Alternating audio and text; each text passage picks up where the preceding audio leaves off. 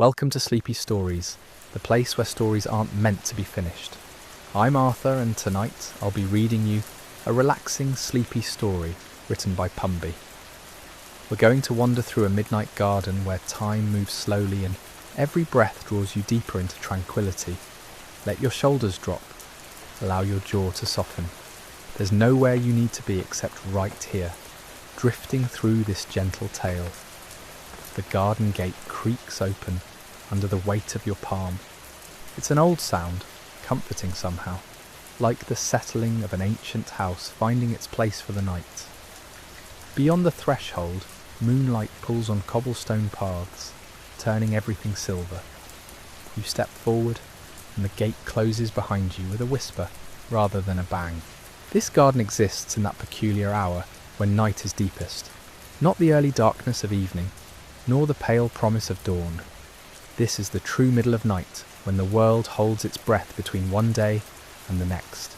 The air itself feels thicker here, almost liquid, carrying the weight of jasmine and something else you can't quite name, something green and alive and sleeping. Your feet find the path without effort. Smooth stones, worn by countless footsteps before yours, guide you forward between beds of flowers you can barely see. But you don't need to see them. Their presence announces itself in other ways. The rustle of petals in a breeze you can't feel. The exhale of perfume as night-blooming plants release their secrets. Each step takes you further from whatever brought you here, further into this realm where urgency doesn't exist. A fountain murmurs somewhere ahead. You follow the sound, letting it pull you gently along the winding path. The stones beneath your feet transition to soft grass, then back to stone again. Above, stars pierce through the canopy of ancient trees. How old are these trees? Old enough that their roots have forgotten the memory of planting. Old enough that they've seen 1,000 moons like this one. The fountain reveals itself gradually. First the sound growing clearer, then the glint of water catching moonlight. Finally the full picture emerges. It's smaller than you expected, more intimate. Water trickles from a stone vessel, held by a weathered statue, its features smoothed by time until the face could be anyone, could be you. The water collects in a circular basin below, creating ripples that spread outward in perfect, endless circles. You sit on the fountain's edge. The stone holds warmth from the day, releasing it slowly into the cool night. It's exactly the right temperature. Not hot, not cold, just present, just there. Your hand dips into the water, and it's the same. Neither warm nor cool, simply existing against your skin. Around the fountain the garden spreads in layers. Closest to you are low plants, with silver leaves that seem to glow with their own light. Beyond those, taller flowers sway on invisible currents. You spot roses, their blooms closed for the night like sleeping eyes. Lavender stands in neat rows, though its scent has faded to a memory of daytime. Further still, hedges create walls and passages, promising mysteries deeper in the garden's heart. But there's no rush to explore. Time doesn't move the same way here. You could sit by this fountain for an hour or a moment, and it would feel identical. The water continues its endless cycle, falling and rising, falling and rising. Your breathing begins to match its rhythm without you noticing. Slow, steady, inevitable. A moth drifts past, white wings catching moonlight. It lands on a nearby flower, rests there for 3 heartbeats, then continues on its wandering path. You watch it disappear into the shadows between the hedges. Everything here moves with that same unhurried grace. Even the clouds above drift at a pace that suggests they have nowhere particular to be. The path calls to you again, not urgently, just a gentle invitation. You rise from the fountain's edge, your hand trailing through the water one last time. The ripples spread outward, touching the basin's edge, then fading into stillness, but not complete stillness. The fountain continues its quiet song.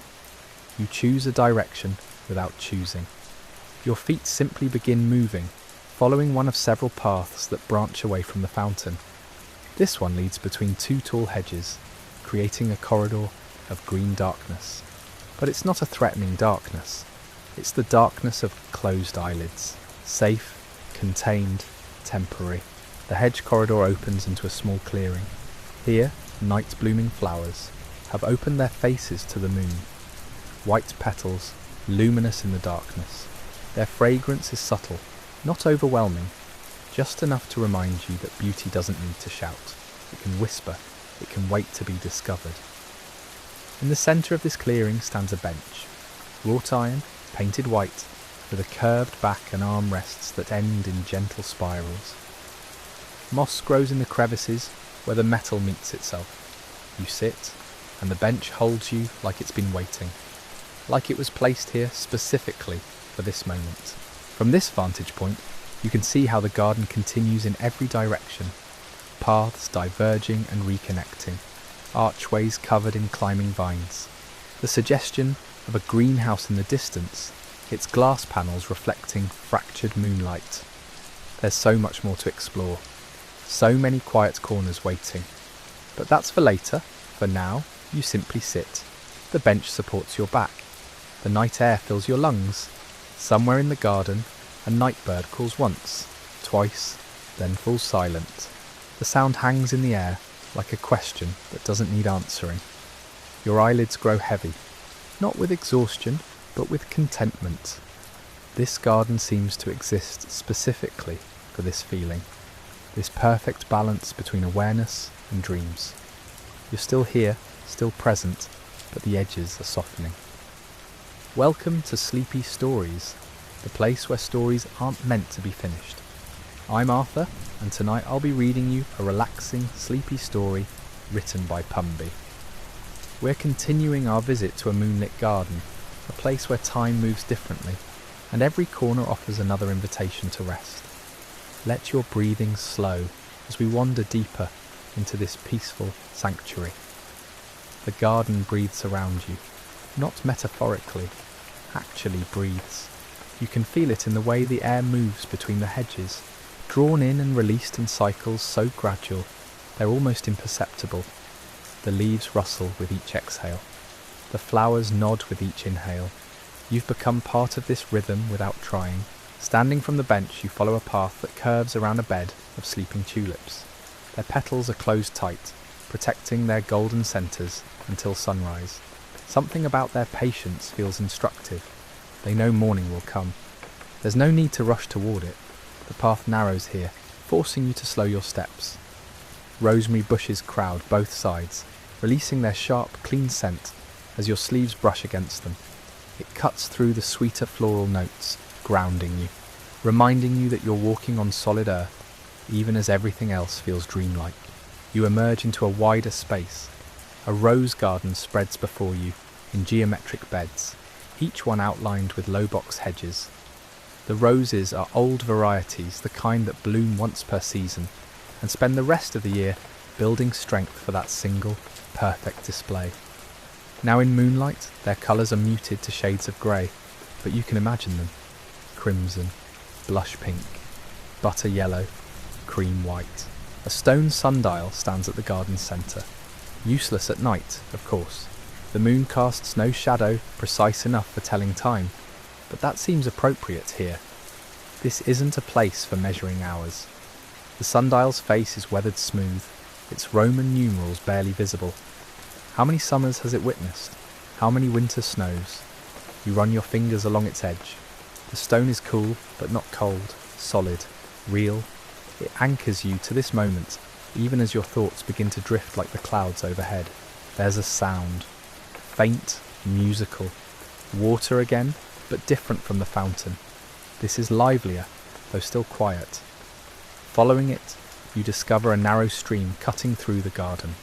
It's barely 3 feet wide, but it moves with purpose, flowing over smooth pebbles that click and whisper beneath the current.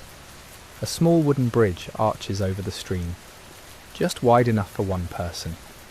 You step onto it, and the old wood creaks softly under your weight. Halfway across, you stop, lean against the railing, watch the water slide past below.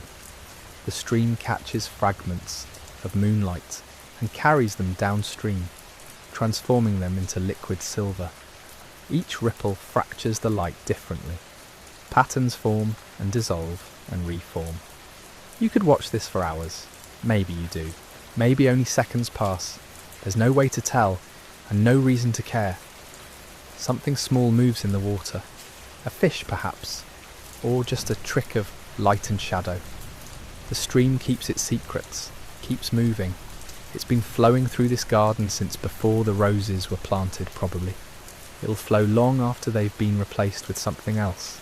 Continuity, permanence. The water doesn't hurry, but it never stops. Crossing to the other side of the bridge, you find yourself in an orchard. Apple trees, their branches heavy with developing fruit still months from ripeness.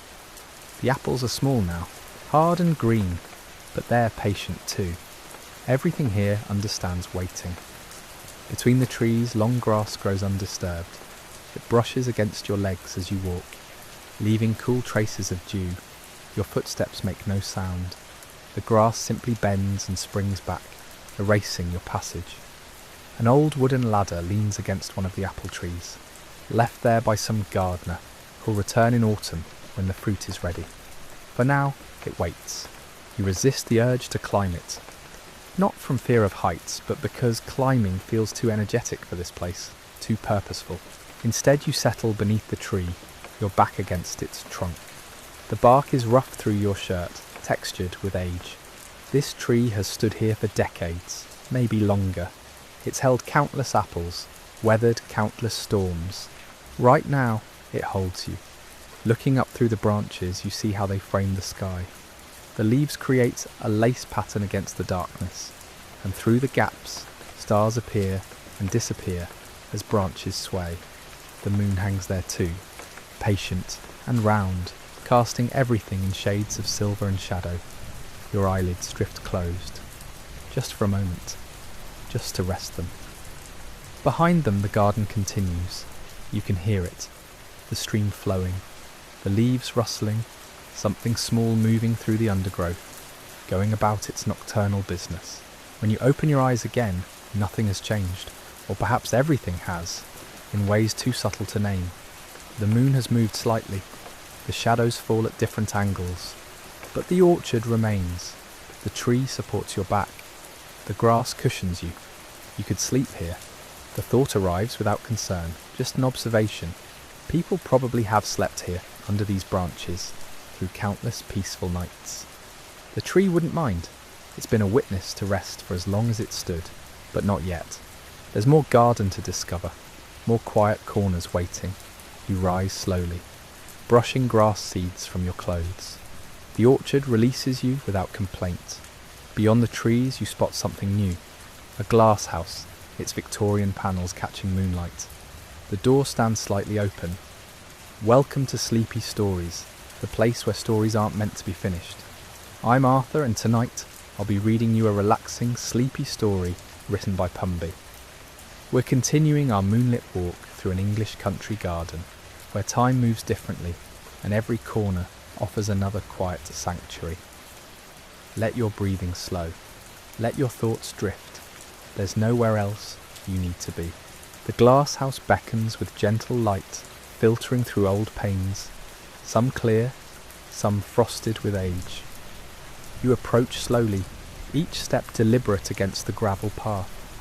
The sound is satisfying, small stones shifting under your weight and settling again into their ancient arrangement. Up close, the structure reveals its history. Green paint peels from the wooden frame in long curling strips, exposing layers beneath. How many times has this glass house been painted?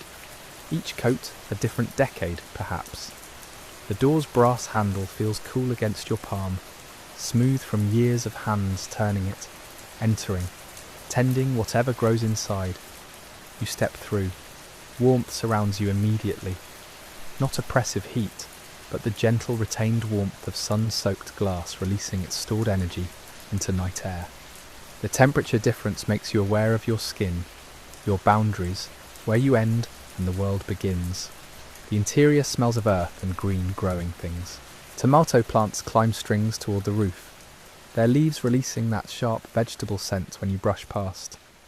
Below them, terracotta pots crowd wooden staging, Herbs mostly. Basil and mint and something with purple flowers you can't name in this light.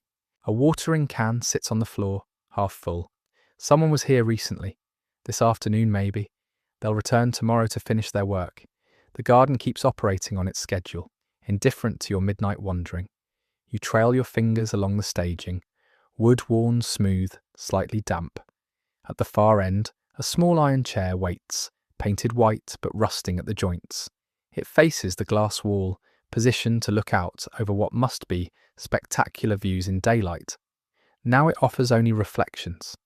Your own dim shape in the glass, surrounded by the ghostly outlines of plants. Sitting feels right.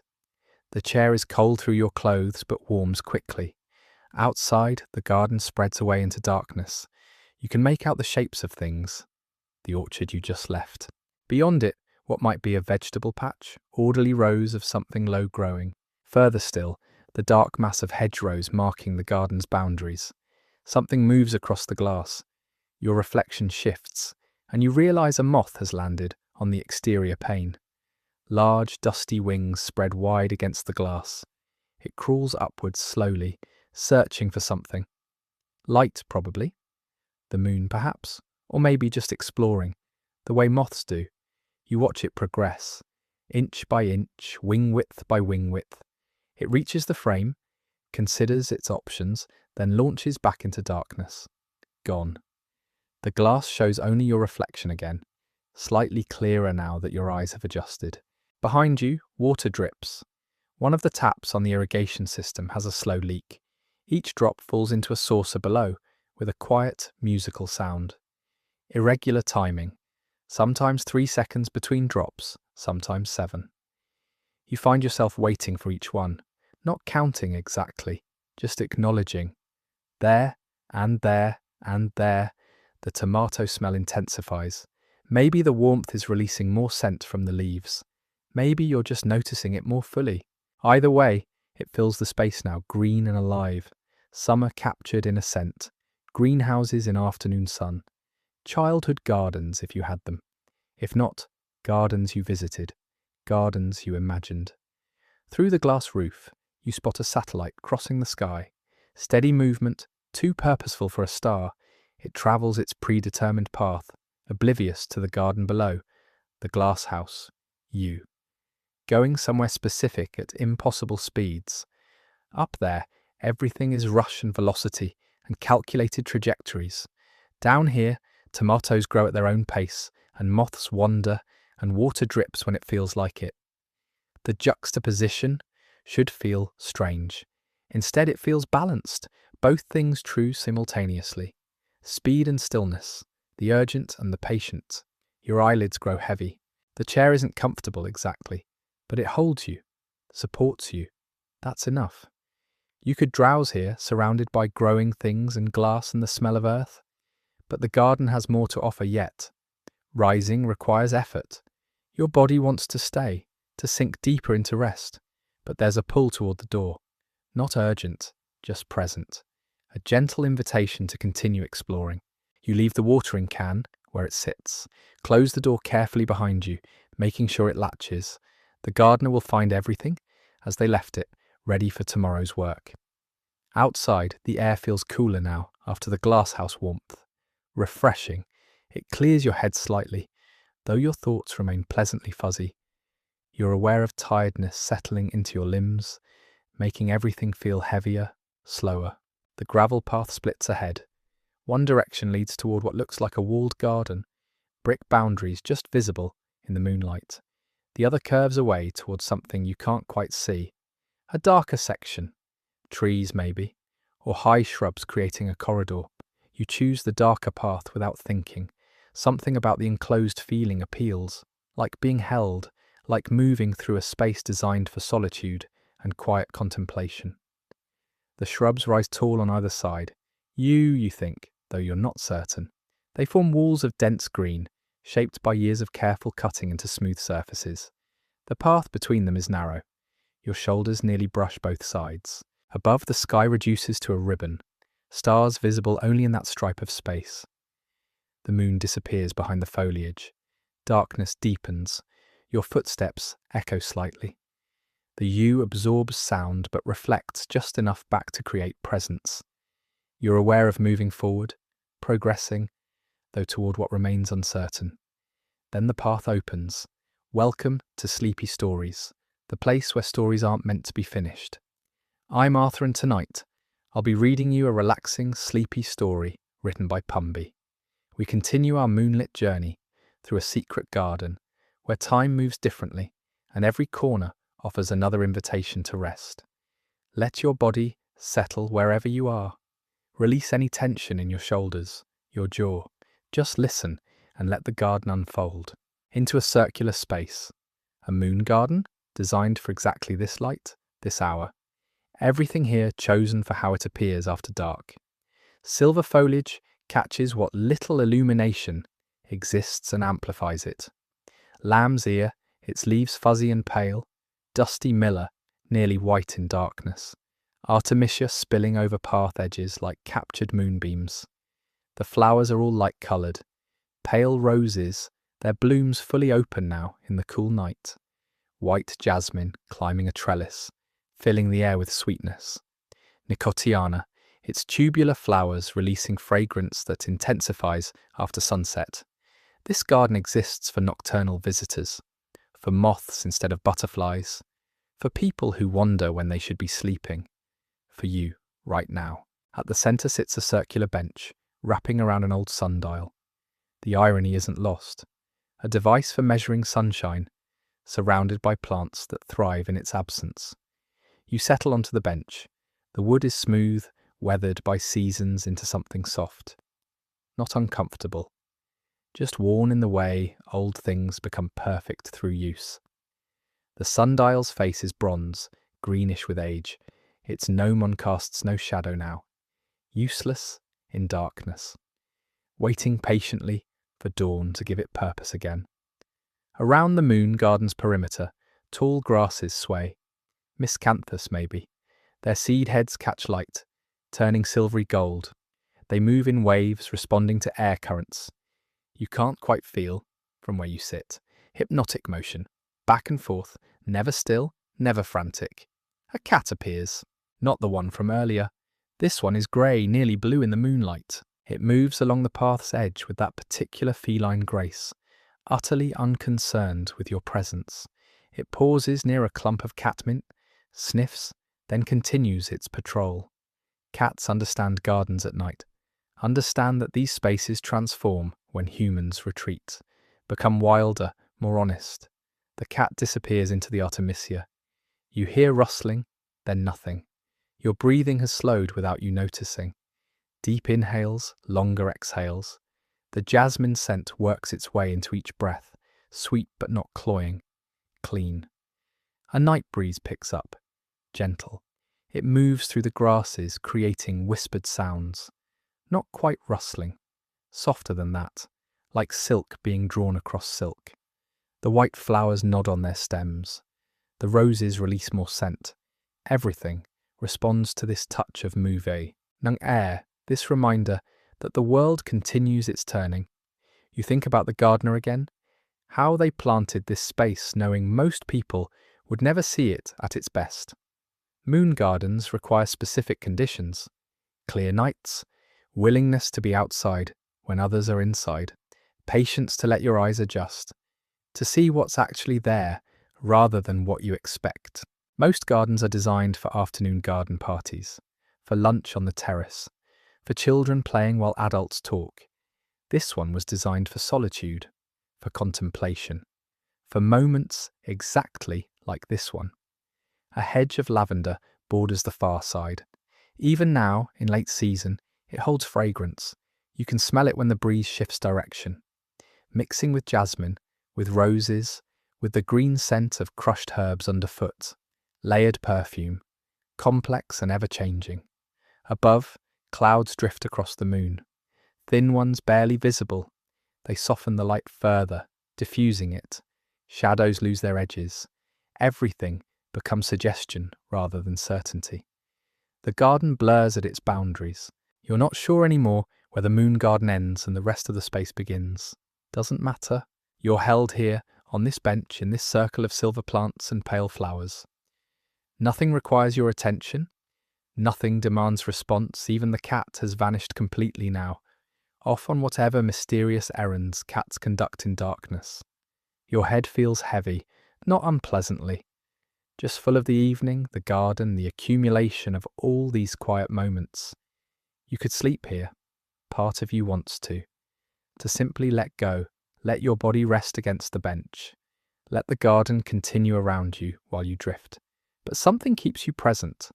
Not alertness exactly, more like gentle curiosity. What else might the garden offer? What other spaces wait beyond this circle of moonlight and silver leaves? The clouds thicken slightly. The moon dims behind them. For a moment, the garden grows. Darker still. Then they pass. Light returns, perhaps brighter for the temporary absence. The white flowers seem to glow. The pale foliage radiates stored luminescence. You stand slowly. Your legs feel distant, connected but not quite part of you, heavy with the pleasant weight of exhaustion. The path continues beyond the moon garden. You can see it leading away, curving behind a tall hedge, disappearing into shadow. One more space to explore, maybe two. The night isn't finished with you yet, or you're not finished with it. The distinction feels meaningless now.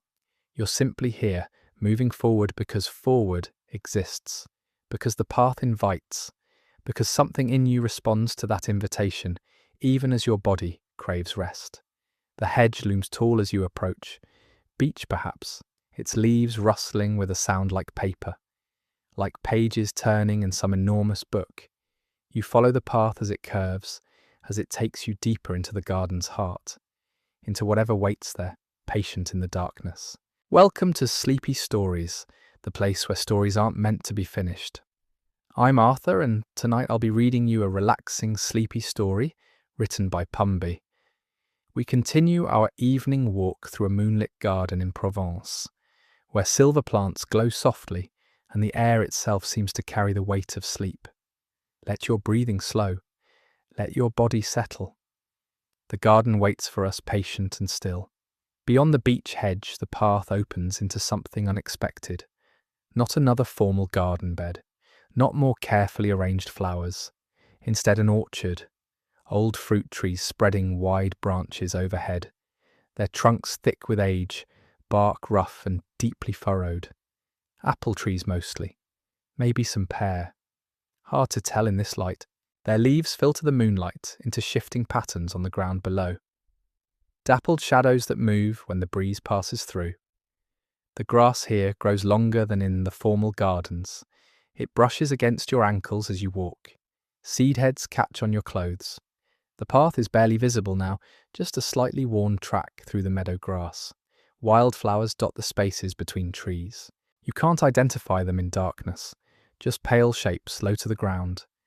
Their scent is different here, earthier, less cultivated, the perfume of things growing without human intervention.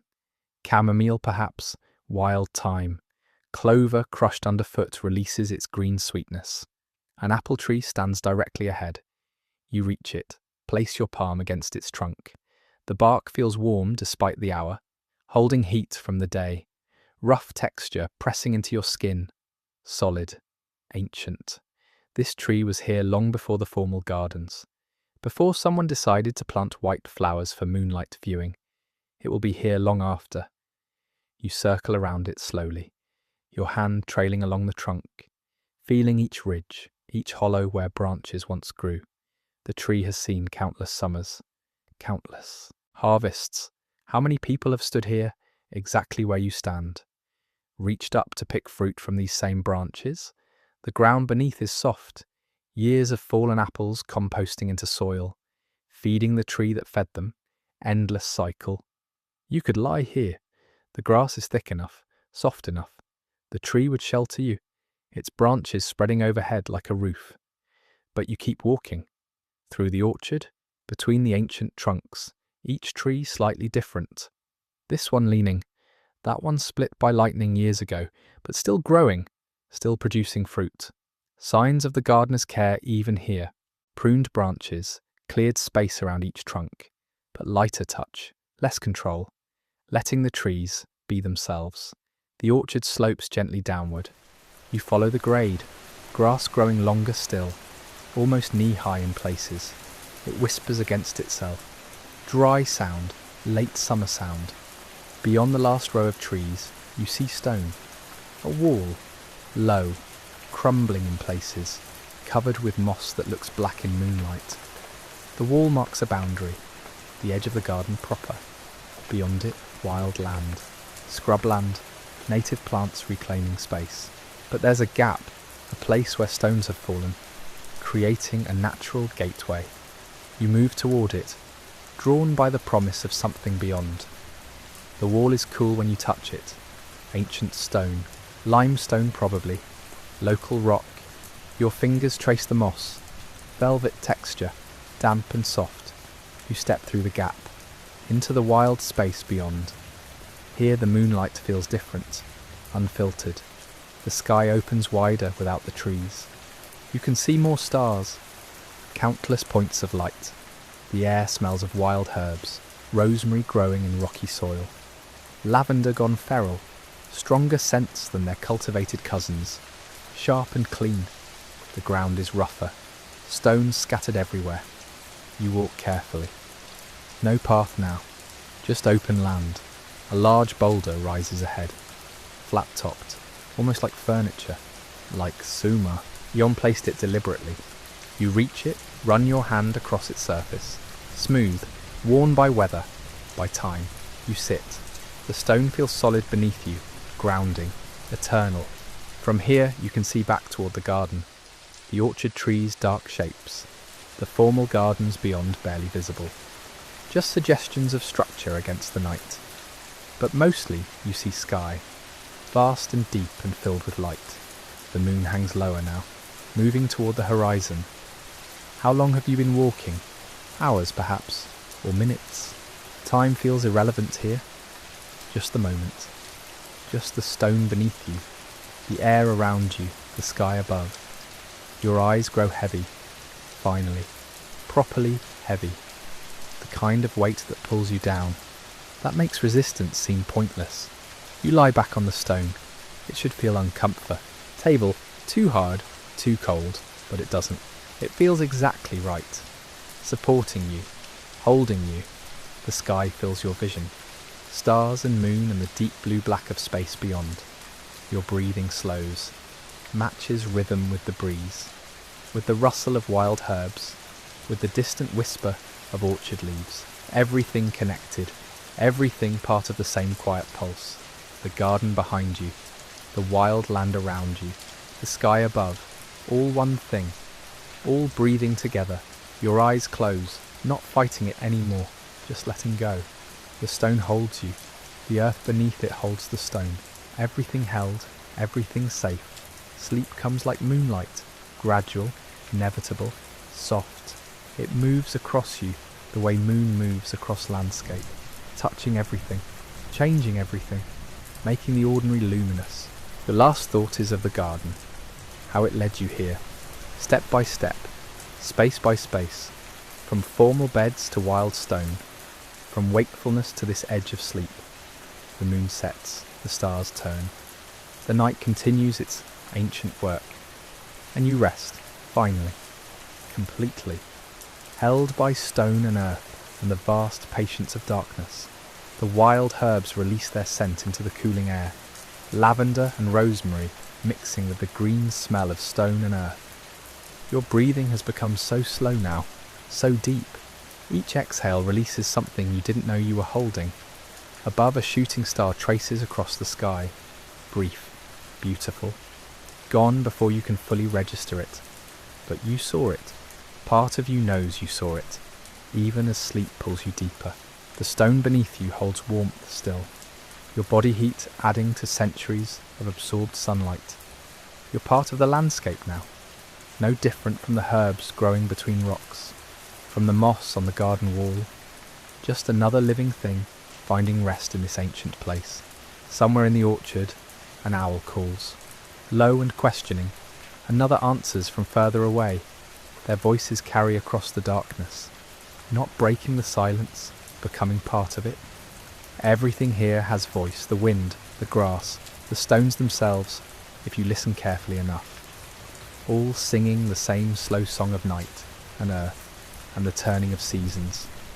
Your thoughts fragment, lose their edges, images from the evening drift past, the fountain with its endless ripples, the glass house full of green growing things, the moon garden with its silver leaves, the cat disappearing into Artemisia, all of it blending now, becoming dream, becoming memory, becoming nothing but sensation and peace. The moon touches the horizon, begins its descent. Dawn is still hours away. You have time, all the time. The garden will be here when you wake, the paths, the trees, the quiet spaces waiting. But that's for later, for another night, for another slow walk through moonlight and shadow. Right now, there's only this, stone and sky, and the perfect weight of sleep finally taking you under.